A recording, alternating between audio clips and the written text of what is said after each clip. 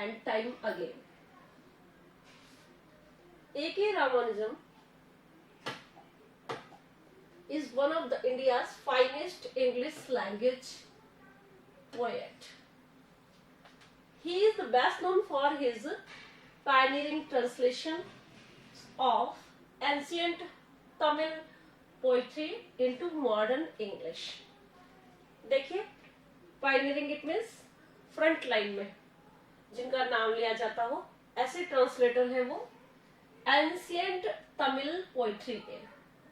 Ancient Tamil poetry को उन्होंने modern English में ट्रांसलेट किया है। At the time of his death he was professor of linguistics at the university of Chicago and was recognised as the world's most profound scholar of South Indian languages and culture.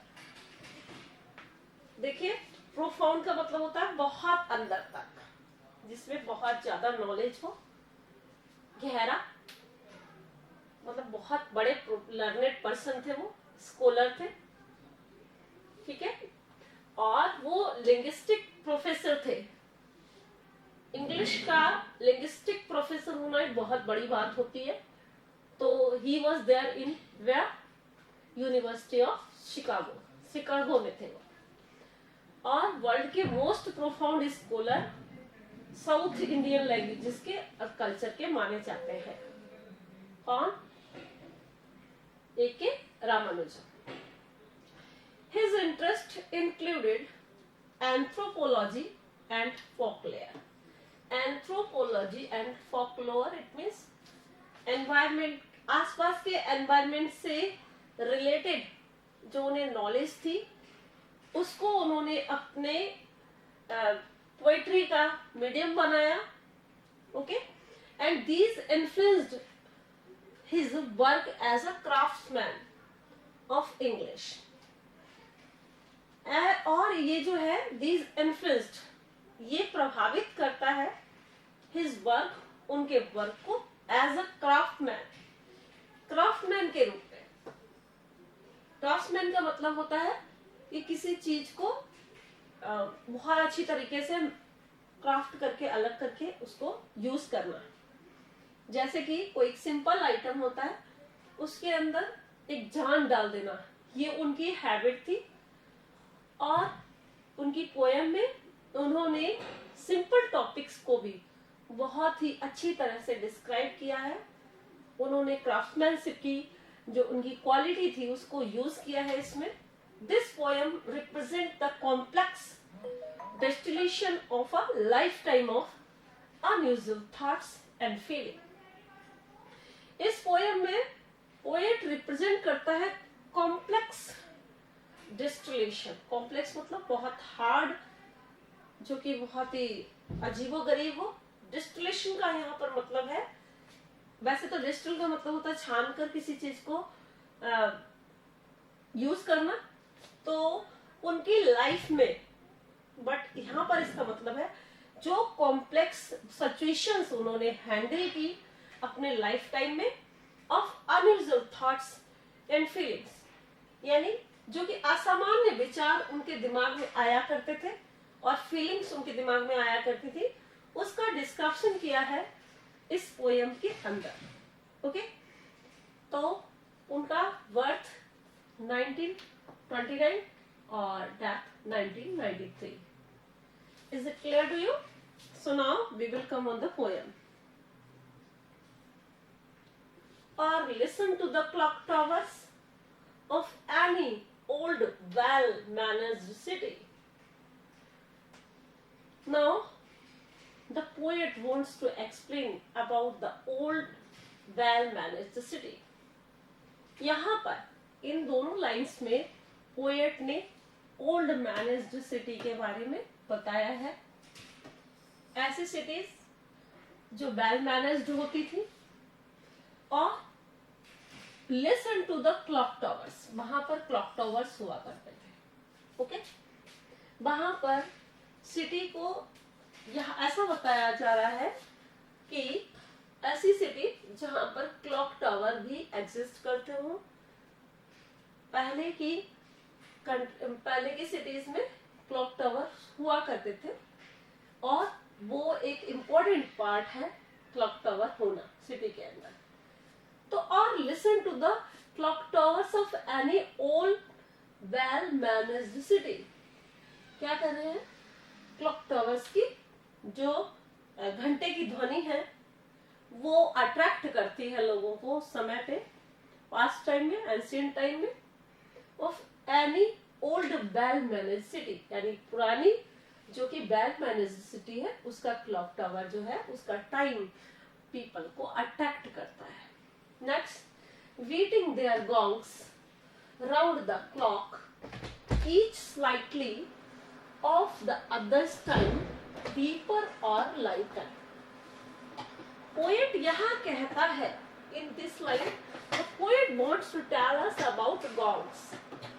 गॉन्ग्स का मतलब यहाँ पर यह है जब घंटों की जो आवाज आती है, ठीक है, मतलब कि जैसे 12 o'clock है मान लीजिए बजा, तो उस समय क्या है, ईच स्लाइटली, जितनी भी क्लॉक्स हैं वो थोड़ी, स्लाइटली मतलब थोड़ी, off the others time beating their gongs, यानी उनके घंटा बजने का जो समय है राउंड द क्लॉक, घड़ी के अंदर, each slightly of the others time, प्रत्येक की जो टाइम है वो कुछ हटकर है, मतलब कुछ अलग अलग है, 1 या 2 मिनट अलग है।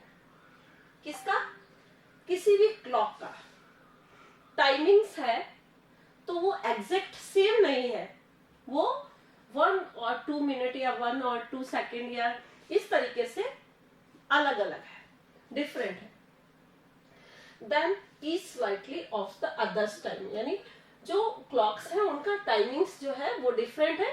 डीपर और लाइटर, डीपर और लाइटर का मतलब है या तो कुछ ज्यादा और या कुछ कम, हल्का सा कम। तो यहाँ पर oxymoron figure of speech is used है, दोनों चीजें एक साथ यूज हुई हैं, डीपर और लाइटर, अपोजिट आइडियाज हैं यहाँ पर, so that's why opposite things है, वर्ड्स हैं, तो यहाँ पर oxymoron figure of speech use की गई है। अब आप ये बताइए मुझे, is it clear to you? आपको ये दोनों लाइंस क्लियर हो गई?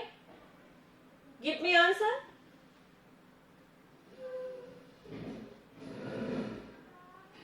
Both lines are clear to you or not? Tell me.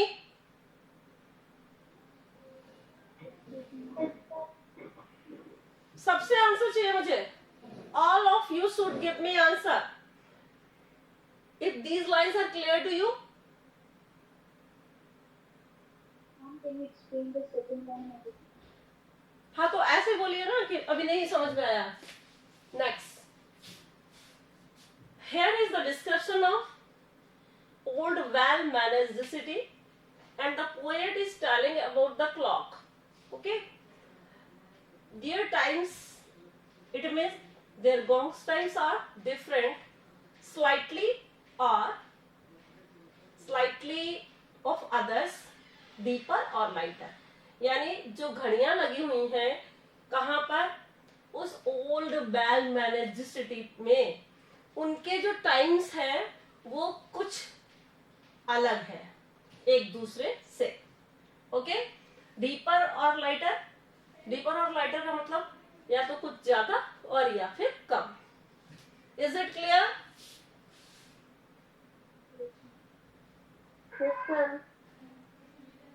सभी स्टूडेंट्स को क्लियर नहीं है, इसका मतलब सबका आंसर नहीं आया है। Is it not clear to you? Then you may ask again.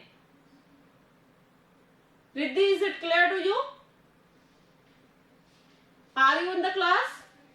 Yes, ma'am. Then the things are clear to you or not? Tell me. Yes, ma'am. Next, who is here? Jatin, is it clear? Yes, ma'am. Okay. Then, in its branches, weeding out a different sequence each half hour out of the accidents of alloy a maker's second hand in Switzerland or the mutual distance commemorating a donor's whim. The perennial feuds and seasonal alliance of Hindu, Christian and Muslim cut off sometimes by the change of wind. Now, see here, in its bronze waiting out a different. अब वो क्या कह रहा है, line second और third line को mix करके देखिए, यहां से यहां तक का beating their gongs round the clocks is slightly of the others time, यानी वो कह रहे हैं जो घंटे बजते हैं घड़ी के वो थोड़े बहुत अदर मतलब एक दूसरे से डिफरेंट है, अलग अलग है उनका टाइमिंग्स, एंड डीपर और लाइटर, कहीं पर बहुत ज्यादा कहीं पर कम. इन इट्स ब्रॉन्जे, ब्रॉन्जे इट मीन्स जो आपका मिक्सचर होकर बनता है, दो चीजों का मिक्सचर जो होता है उसको बोलते हैं, उस धातु को ब्रॉन्जे बोलते हैं.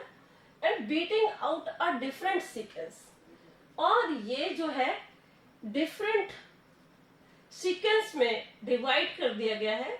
ईच हाफ आवर, यानी प्रत्येक आधे एक घंटे को, out of the accidents of alloy.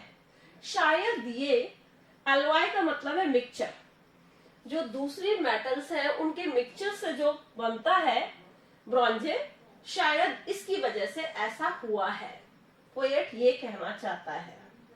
Okay, and a maker shaking hand, और मे बी ऐसा भी हो सकता है कि जो इन घड़ियों को बना रहा हो उसके शेकिंग हैंड्स की वजह से. शेकिंग हैंड्स मतलब उनके हाथों के हिलने की वजह से. अब ये घड़ियां कहाँ बनी हैं? In Switzerland. कहां पर बनाई गई हैं ये घड़ियां? स्विट्जरलैंड में. यहां तक आपको पहले क्लियर होना चाहिए. After it you will learn all the things. आप जो आगे की चीजें हैं तब आपको समझ में आएंगी जब आपको इतना क्लियर हो जाएगा. Is it clear to you? Hello students, is it clear to you? इतना तक समझ में आ गया? Yes, ma'am. अच्छा, ठीक है, आपको समझ में आ गया तो then I will ask you, फिर आप मुझे बताएंगे. और listen to the clock tower. What is the meaning of this line? Of any old managed city. क्या बता रही हूं मैं इसका meaning?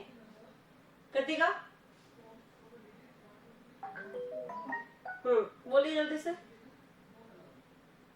In which the description about clock is given. तो क्या बता रहे हैं इसमें? That in the old well-managed city, हाँ, the timings are quite different. Sometimes it is deeper and sometimes they are lighter. हाँ, ये डिफरेंट है, कभी थोड़ा डीपर लाइटर अलग अलग होता है. आप ना पूरा मुझे पूरा लाइन बाय लाइन हिंदी में बताइए पहले, उसके बाद आप इंग्लिश बनाने की कोशिश करिए, क्योंकि जो आपने मुझे बताया इट्स वेरी शॉर्ट. हाँ, बताइए आप पहली लाइन का, दोनों लाइंस का स्टार्टिंग में क्या बता रहा है पोएट, ये बताइए पहले. व्हाट ही वांट्स टू से. चलो रिद्धि आप बताओ. रिद्धि पहले आप बताइए इसको पूरा.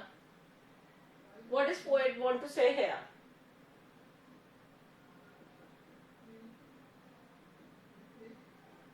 Ma'am is saying, हाँ.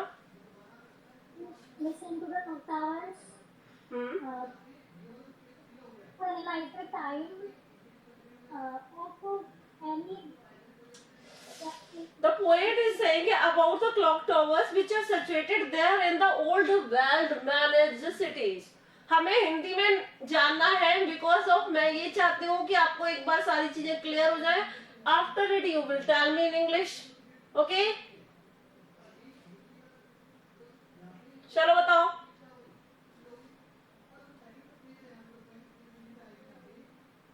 दिव्या आपको आता है?